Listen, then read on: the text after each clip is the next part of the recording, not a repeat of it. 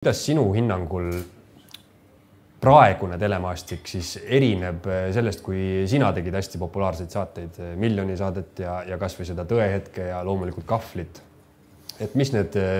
põhilised erinevused sinu arust on?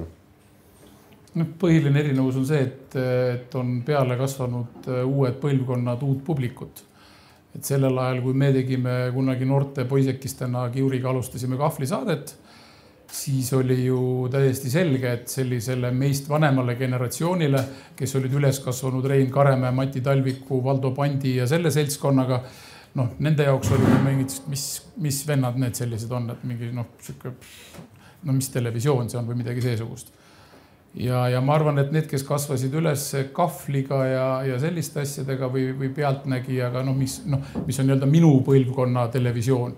Et siis, kui sa vaatad praegu nooremat generatsiooni, siis nende jaoks ei ole selliseid. Meie jaoks ei olnud, me teadsime, et on Pant ja Karemäe ja kõik need sellised korüfeed, aga me olime kuidagi nende suhtes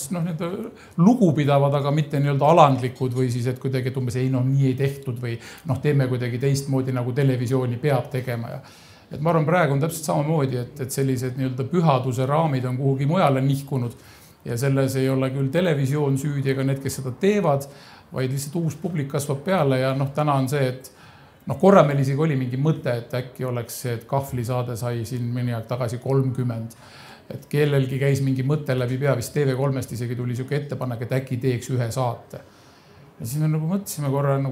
oma selle Kahvli seltskonnaga toonasega ja mõtlesime, et aga kes seda mäletab ja kes seda teab ja et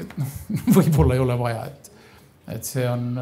läinud rong ja tal on juba järgigi lehvitatud ja kõik on tehtud, et selles mõttes, mis tast enam soojendada. Ja selles mõttes ma mäletan, kui mina üsna siis noorena hakkasin neid Kahvli saateid vaatama, siis see tundus mulle ikkagi selline,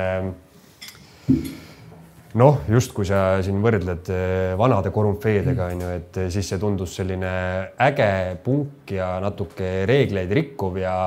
natuke tekkis selline tunne, et uskumatu, et ma vaatan seda telekast, et ongi selline saade, kus räägitakse sellistest teemadest, külalised on nii ekstravagantsed vahepeal, kui vähegi võimalik on. Aga tänapäeval, nüüd ma enam üldse telekat ei vaata, et mulle tundub, et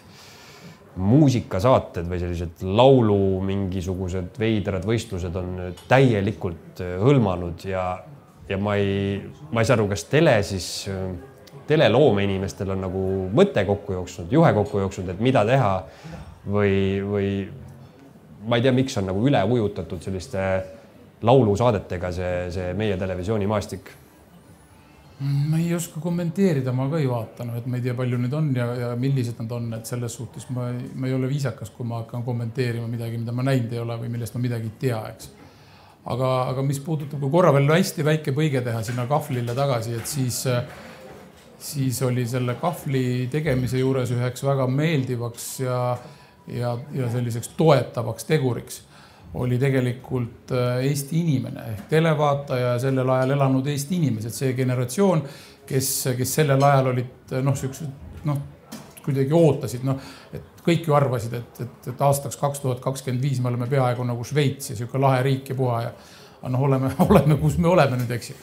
Et ma arvan, et selle Kahvli juures oli see kihvt asi, et ega meil ju põhimõtteliselt ei olnud vaja kedagi manguda või kedagi kuidagi meelitada, et kui, ma ei tea, Lauri Viikna, kes sellel ajal vedas näiteks seda tsirkuse tuuri või seda Tivoli värki, eks ju, et siis kui ta tahtis tulla meie saatesse rääkima oma sellest Tivoli tuurist, siis me ütlesime selgelt, et kuule, meil ei ole mingit sellist kommertsintervjuud, et paneme Tivoli tuuri särgid selga ja siis küsime, et mis tore asi see on, eks. Et sellist saadet mingil juhul teha ei tahtnud, siis me ütlesime Laurile, et kuule, aga orgunni meile elevandid või et ma ei tea, tee meile midagi siukest, mida nagu kunagi pole olnud. Ja Lauri ütles davai ja siis toodigi treilaga või selle suure krusaga toodi meile 2 elevanti sinna TV3 stuudiosse. Nii et istud seal laua taga, räägid juttu ja siis on siukene laeni, siuke loom on sul siin kõrval. Ja siis see on üks märkimisväärselt huvitav episood sellest Kahvli tegemise ajast, mida ma kunagi ei unusta. Sest ma tundsin, ma olen 2 korda Kahvli saates tundnud surmahirmu päriselt. Esimest korda oli siis, kui meil olid elevandid ja mitte sellepärast, et nad äkki hakkavad märatsema või lõhuvad midagi ära või tulevad kallale,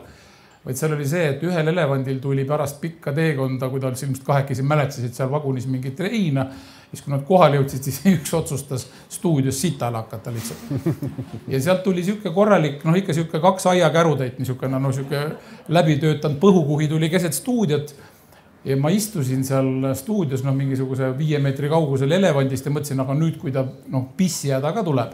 et siis tuleb sealt mingisugune, ma ei tea, 300 liitrit seda värki ja meil on siin mingid kaablid vedelevad ja pistikuid ja asjad, et ilmselt saab kogu stuudiodes inimesi mingi elektrilöögi ja kõik on surnud ja kutud ja otse saates. Eesti esu.